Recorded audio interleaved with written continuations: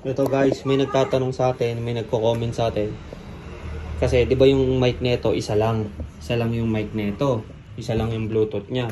So paano daw magiging dalawa? Paano magiging tatlo? So ganito kasi yan guys. Para magamit nyo ng sabay-sabay or makapag-duet kayo, nakikita nyo yan, mic 1, mic 2. Meron dyan na sinasaksak.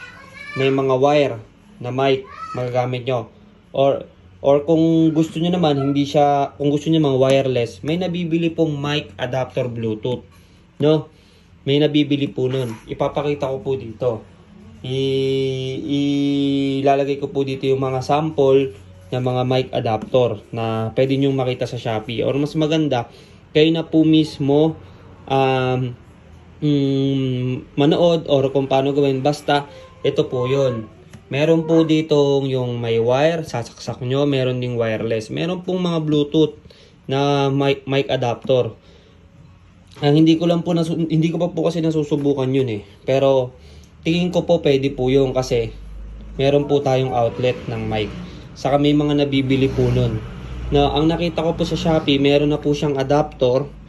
Tapos meron na rin po siyang mic para compatible po. Kumbaga pag bumili kayo ng adapter, andun na rin po yung mic. Para compatible po sila. Huwag po kayong bibili ng... Meron naman po ako nakita, may mic na siya. Adapter lang po yung binili niya. So, yung adapter na yon may connect po dun sa ilalim ng mic. Andito rin po sa picture, papakita ko rin po. Para po malinawan kayo.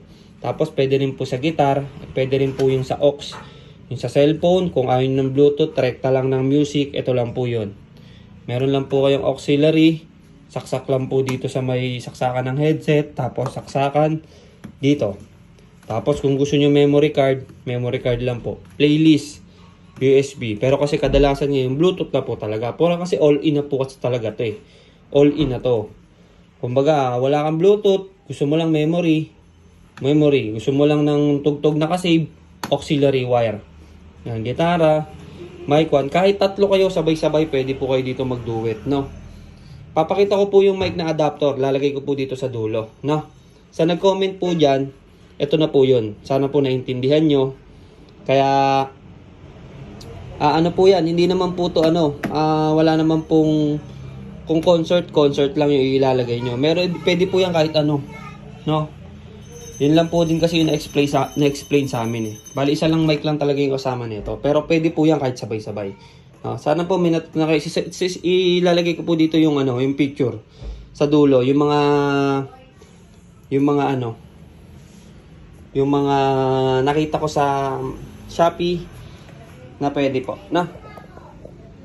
Ito naman po yung isang nakita ko sa Shopee, yung mic adapter tapos yung mic na. Kumbaga compatible na sila parehas. Kumbaga pag binili niyo siya, isang buo na. Para hindi na kayo maghahanap ng mic, naka-program na agad siya. Tapos, ito naman yung isa. Example, may mic na kayo. Pwede nyong hugutin yung wire nun. Ikabit nyo po ito. Yung isa po, sa ilalim. Nakita nyo po yan, yung mic. Ilagay niya po yan sa ilalim. Ayan po yung magsisilbing receiver niya. Kumbaga, hindi na kayo bibili ng mic. Pwede nyo na pong isalpak yan sa ilalim. Tapos, ganyan po yung kakalabasan niya. Ayan, ganyan po. Tapos, yung isa naman po, yung nakita nyo, isasaksak nyo doon sa mismong speaker. Doon nyo na po siya isasaksak sa mismong concert natin na magiging receiver din po. So, magiging compatible po sila, di ba po? Wireless na po yung mangyayari. Sana po naintindihan nyo. Thanks. Tapos, ayun, may nag-comment sa atin. Kasi itong speaker, meron tong kasamang isang mic. So, ang tanong niya, bumili din daw siya ng isang gantong na mic na concert, pero hindi niya daw mapagsabay. Kasi, pag ginagamit niya itong isa, tapos gagamitin niya yung isa lang daw yung gumagana, ay daw connect. So, tingin ko, isa lang receiver nito, tong concert. Ang gagawin nyo, magtanong kayo sa binilan nyo.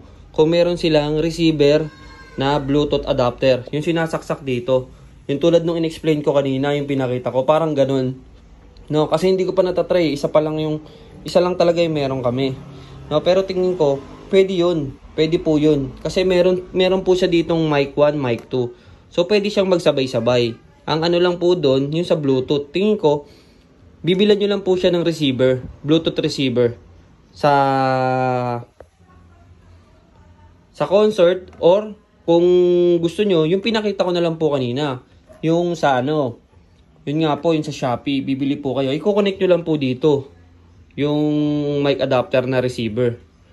No, magagamit nyo na po siya. Kasi yung sa dalawa pong consort, hindi ko po sure Hindi ko po sure yun. Pero tingin ko baka may binibenta po sila na receiver doon sa binagbilan nyo. Mas okay po. Magagamit nyo po yung dalawang consort. No? Yun lang po.